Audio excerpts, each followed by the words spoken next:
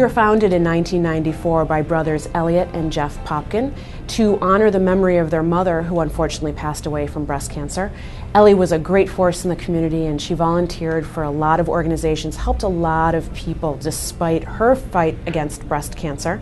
And we have been founded to carry on her memory of helping others. When I tell people that I started a fund, a breast cancer nonprofit organization, I get a crazy look from them because I'm male. When Jeff was a young boy, he watched his mother, Eleanor Popkin, endure 11 years of fighting her breast cancer. I think that what people don't understand about breast cancer is that it affects the family as a unit. That experience led Jeff and his brother to form the Ellie Fund in memory of his mother. We realized that we could raise funds for our own program called Care for the Caregiver, which provides free of charge services to women and their families and some men going through breast cancer and chemotherapy type treatments, and help them with these services. Services that you might not think are needed.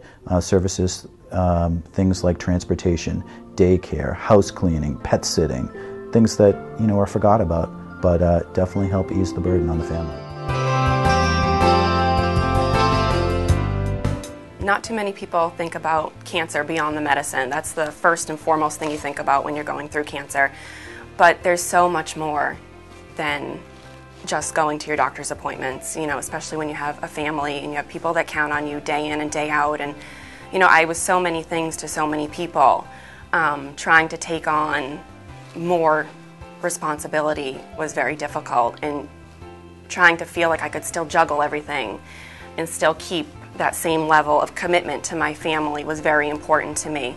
And the Ellie Fund was able to help me out and let me focus on what really was important at the time, like getting healthy, my family, and not have to worry about finding a babysitter for my 2 little kids or finding the extra money to pay a babysitter while I went to all 82 of my doctor's appointments last year.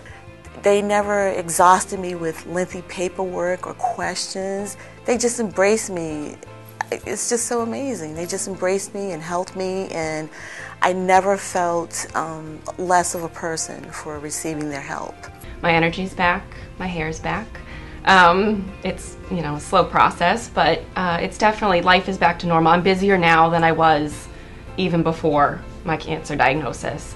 My kids are at that age where they don't stop until they're sleeping, and I'm working, I'm having fun. If there's a woman out there who's hesitating about calling the Ellie Fund, don't, because you will be embraced, you will be comforted, you will be a person who's going into an arena that people know. That your situation will not be unknown to the Ellie Fund. And just call, don't hesitate to call. You don't have to feel less of a person.